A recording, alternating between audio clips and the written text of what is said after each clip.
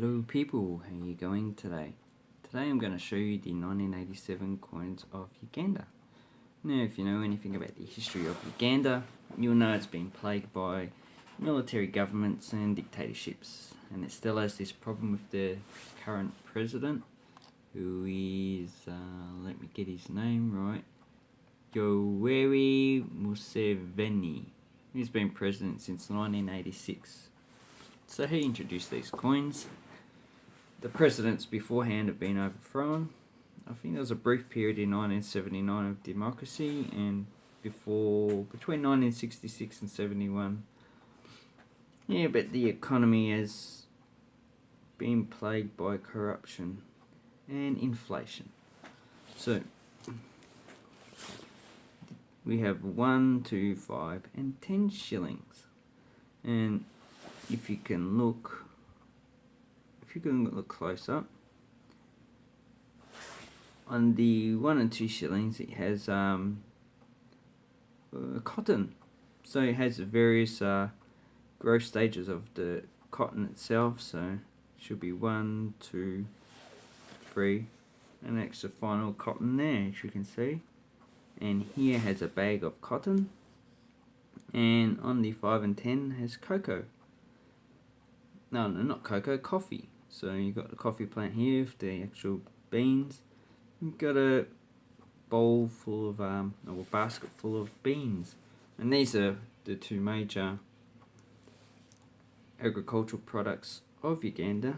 They're not the only ones, but they're probably the ones that make the most money for the country. And as you can see, none of these coins are round.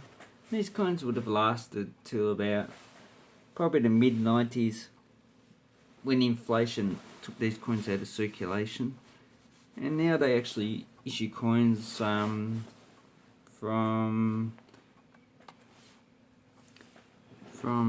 50 to 500 shillings. And the value is about 1,500 shillings to an Australian dollar. Okay, so here I have the reverse of these coins, and it has the coat of arms of Uganda. As you can see, it has two animals on it. It has the crested crane and the Ugandan cob, which is, as you can see, like a type of deer. And it has a drum. Up the top it has the sun, and here it has the waters of, supposed to represent the Lake Victoria and Lake Albert. And down below you have ground with the Nile in between. And this coin is, how many sides got? 6, 12-sided coin, just like the Australian 50-cent coin. And it is quite thick. Obviously has no milling on it. And I'll show you the sides. So if we look at the sides, you can see they're not milling. These were actually made at the Royal Mint, as far as I know. So that's why they're actually high quality coins. Okay, so those are the coins of Uganda in 1987. Well, one thing I forgot to say is that these replaced the old shilling in 1987 at 100 old shillings equals 1 new shilling.